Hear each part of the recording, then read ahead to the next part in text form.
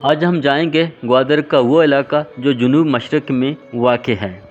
اس علاقے کے لوگ کس طرح کا روزگار کرتے ہیں، اس علاقے کا تعلیم کیسا ہے، اس علاقے کا پینے کا صاف پانی کا نظام کیسا ہے۔ فرینڈز، اگر آپ پہلی بار اس چینل پر آئے ہیں تو پلیز چینل کو سبسکرائب کریں اور ایک پیارا سا کمنٹ کرنا نہ بھولیں۔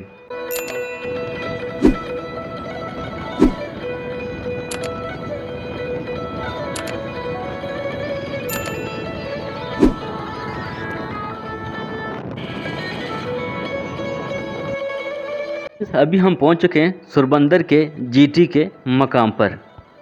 سوربندر گوادر سٹی سے 20 منٹ کے فاصلے پر جنوب مشرق کی جانب واقع ہے۔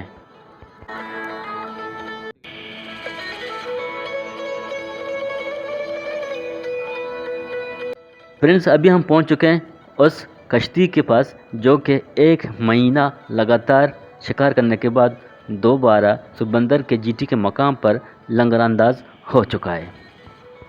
افسوس سے کہنا پڑ رہا ہے 1 مہینہ لگاتار سمندر میں ٹہرنے کے بعد لیکن شکار کچھ بھی نہیں ہوا۔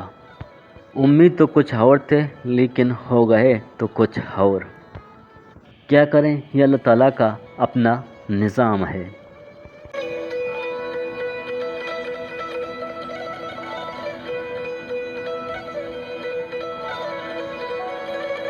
تو فرینڈز، یہاں پر ہم آپ کو بتاتا چلیں سوربندر کا قدیم نام بندن تھا۔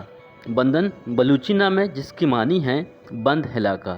اس علاقے میں مزدور لوگ روزگار کے سلسلے میں اکٹھا بیٹھ کر ایک دوسرے سے باتیں کرتے تھے اور اپنی وقت گزارتے تھے، جس کی وجہ سے یہ علاقہ بندن کے نام سے مشہور ہوا۔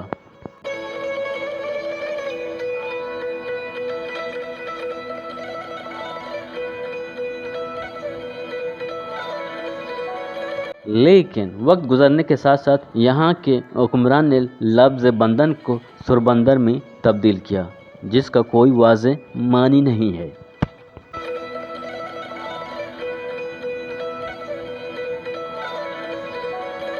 اس علاقے کے لوگوں کا بیشتر افراد کا تعلق گوادر کے دوسرے علاقوں کی طرح ماہی گیری پر مشتمل ہے۔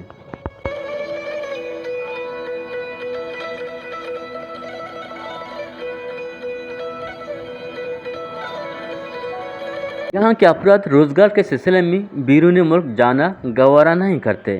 یہاں کے لوگوں کا کہنا ہے کہ بیرون ملک میں کسی کھیت میں یا کسی کے ملازمت سے بہتر ہے کہ ہم اپنی سمندر سے صبح روزگار کریں اور شام کے وقت اپنا فارغ وقت اپنے خاندان کے ساتھ گزاریں۔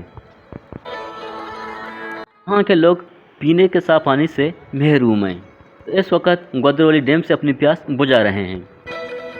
یہاں پر تعلیم کی بات کریں، یہاں پر بھی لوگوں کی تعلیم کی طرح کم ہی توجہ ہے، جو روزگار مین وجہ ہے جو لوگوں کو تعلیم کی طرف پیچھا رہ جانے کا۔